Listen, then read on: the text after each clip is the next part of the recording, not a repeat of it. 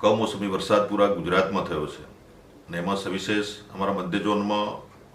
મહીસાગર, પંચમહાલ અને દાહોદ જિલ્લો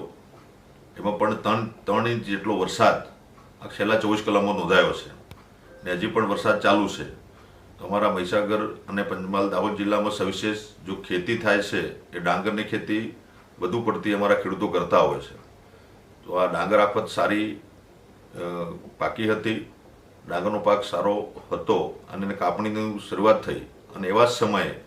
જ્યાં કમોસમી વરસાદ થવાથી તમામ ખેતરોમાં પાણી ભરાઈ ગયા છે, ખેડૂત લાચાર બન્યો છે અને સાથે સાથે અમારા ભારતીય કિસાન સંઘ મહીસાગર પ્રાંત અને બધા જ ખેડૂત મિત્રોએ અમારી મુલાકાત કરી અને સાથે સાથે અમે પણ અમારા રાજપાલ સાંસદ ગોધરા નિમિષાબેન સુથાર, ધારાસભ્યશ્રી અને અમારા સંગઠનના પ્રમુખશ્રીઓ અને બધા જ કાર્યકર્તાઓ સાથે મળીને સન્માનનીય માન્ય મુખ્યમંત્રી શ્રી ભૂપેન્દ્રભાઈ પટેલ સાહેબની શુભેચ્છા મુલાકાત કરી અને એમને આ બાબતની જાણકારી અમે આપી છે. અને ખેડૂત મિત્રોને પણ મારી નમ્ર વિનંતી છે કે આ